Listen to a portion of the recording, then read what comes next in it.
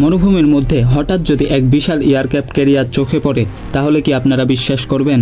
পানি নেই, সমুদ্র নেই, অথচ দাঁড়িয়ে আছে বিশাল যুদ্ধজাহাজ। China's military has built replicas of a US Navy aircraft carrier and other US warships. We have to assume that China wanted us to see these in the desert.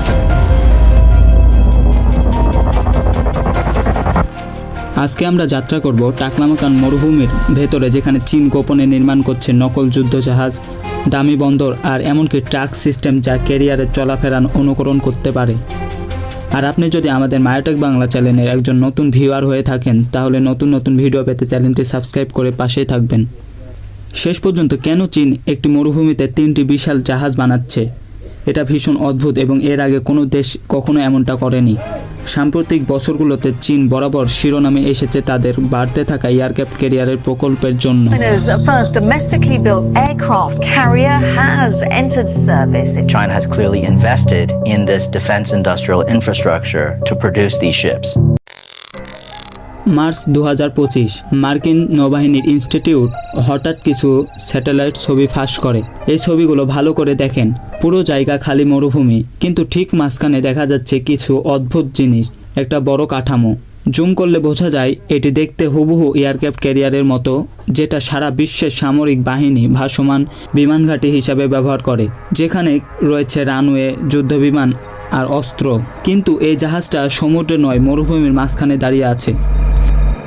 এখানে প্রশ্ন আসে, চীন এমনটা কেন বানাচ্ছে? চলুন ধাপে ধাপে বিষয়টি দেখি। ছবিটা তোলা হয়েছিল উত্তর পশ্চিম চীনের টাকলামাকান মরুভূমির ওপর থেকে। বিশ্ব দৃষ্টিকোণ থেকে টাকলামাকান মরুভূমি এক অদ্ভুত জায়গা। প্রায় 3.5 লক্ষ বর্গ কিলোমিটার জুড়ে শুধু বালি আর নীরবতা। আশেপাশের পাথুরে মরুভূমির বিপরীতে এটা পুরোপুরি বালিতে ভরা। আসলে এটি পৃথিবীর দ্বিতীয় বৃহত্তম বালির মরুভূমি। বিশাল জনশূন্য এলাকা আর মানুষের ছোঁয়া প্রায় নেই বললে চলে।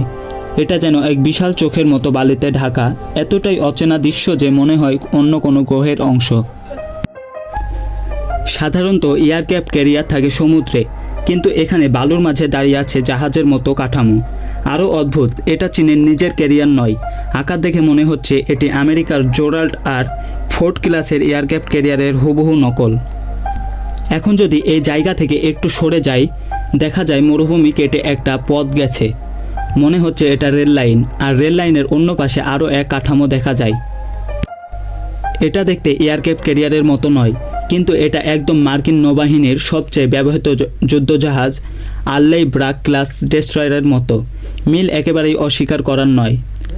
শুধু সামগ্রিক আকৃতি নয়, জাহাজের ব্রিজ, চিমনি আর মিসাইল ছোড়ার জন্য সোজা লঞ্চ সিস্টেমের সুনির্দিষ্ট রেখারও জন্য।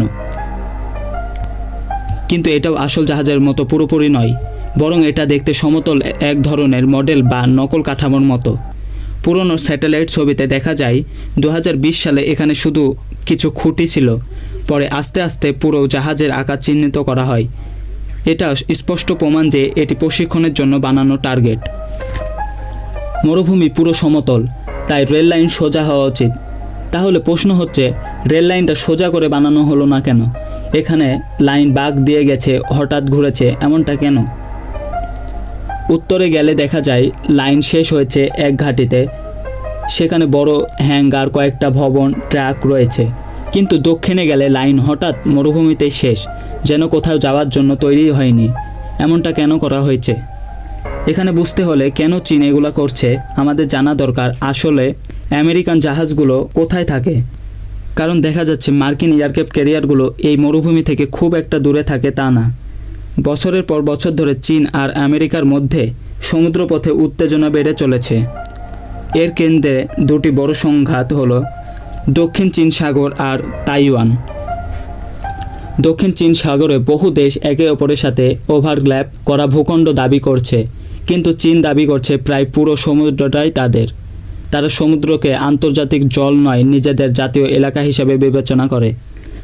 এই দাবিকে শক্তিশালী করতে চীন কৃত্রিমভাবে দ্বীপ আর রিফের ওপর বালি ফেলে সামরিক ঘাঁটিতে পরিণত করেছে। অন্যদিকে মার্কিন যুক্তরাষ্ট্র নিয়মিত তাদের যুদ্ধজাহাজ পাঠায় এই পানিতে আর সামরিক মহড়া চালায়, যেটাকে বলা হয় ফ্রিডম অফ নেভিগেশন অপারেশন, যার উদ্দেশ্য চীনের ভূখণ্ড দাবি চ্যালেঞ্জ করা। কিন্তু এটা কেবল এক কারণ নয় যে মার্কিন ক্যারিয়ারগুলো চীনের কাছে থাকে। দ্বিতীয় বড় কারণ হলো চীন আর তাইওয়ানের সম্পর্ক নিয়ে। যদিও তাইওয়ান বাস্তবে স্বাধীনভাবে নিজের সরকার পরিচালনা করে, কিন্তু চীন এটাকে নিজের বিদ্রোহী প্রদেশ মনে করে। সুযোগ পেলে বা প্রয়োজন হলে তারা জোর করে তাইওয়ানকে দখল করবে। চীনে তাইওয়ান আক্রমণের হুমকি একেবারেই বাস্তব, আর মার্কিন যুক্তরাষ্ট্র এর বিপক্ষে। আমেরিকা তাইওয়ানকে রক্ষা করতে চায়, তাই মার্কিন যুক্তরাষ্ট্র তাইওয়ান প্রণালীতে নিজেদের শক্তিশালী অবস্থান দেখিয়ে রাখে। এই দুইটা বড় সংঘাতই যা আরও ভয়াবহ হতে পারে।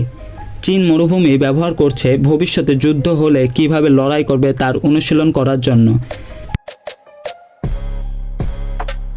স্যাটেলাইটের ছবিগুলোতে যে খুঁটিগুলো দেখা গিয়েছে, অনেক বিশেষজ্ঞের মতে ধাতব খুঁটিগুলো সেন্সর হতে পারে, যাতে মিসাইল আঘাতের প্রভাব মাপা যায়।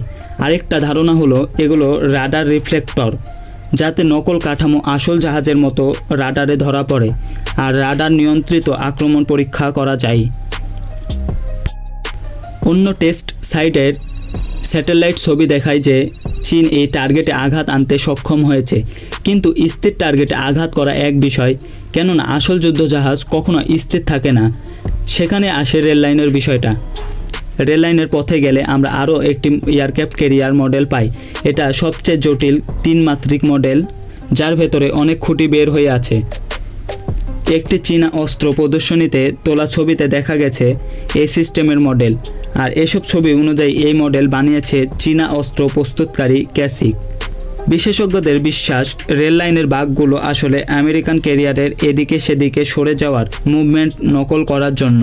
যেমন ক্যারিয়ার হঠাৎ দুইবার তীব্র মোড় নিল বা দ্রুত গতিতে আঘাতের জায়গা থেকে পালালো। স্যাটেলাইট ছবি দেখায় যে এই টেস্ট সফল হয়েছে। এখন শুধু চীনই নয়, 2014 সালে ইরানও এক মার্কিন ক্যারিয়ারের নকল বানায়, যেটা পানিতেও ভাসতে পারত। তারা এতে মিসাইল মারে আর ডুবিয়ে দেয়। যদিও এখানে প্রচারই মূল উদ্দেশ্য ছিল, কিন্তু নকল টার্গেটে প্রশিক্ষণ একেবারেই সাধারণ সামরিক কৌশল।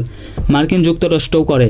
তারা মরুভূমিতে নকল শহর বানায়, এমনকি চীনের J-20 ফাইটার জেটের নকলও জর্জিয়ায় দেখা গেছে। আমেরিকার কাছে এমনকি আসল রাশিয়ান যুদ্ধজাহাজও আছে, যেগুলো দিয়ে ট্রেনিং করা হয়। কিন্তু মার্কিন যুক্তরাষ্ট্রকে উদ্বিগ্ন করে তুলেছে যে চীন সাধারণ অস্ত্র নয়, ডংফেং 21D মিসাইল দিয়ে পরীক্ষা চালাচ্ছে। এটা ব্যালিস্টিক ট্রাজেক্টরি মেনে প্রথমে আকাশে উঠে যায়, তারপর প্রচণ্ড গতিতে নেমে আসে। মাঝপথে ওয়ারহেড আলাদা হয়ে যায় আর সেটা মাঝ আকাশে নিজের পথ পরিবর্তন করতে পারে, যাতে চলন্ত জাহাজেও আঘাত আনতে পারে। প্রতিরক্ষা করা প্রায় অসম্ভব।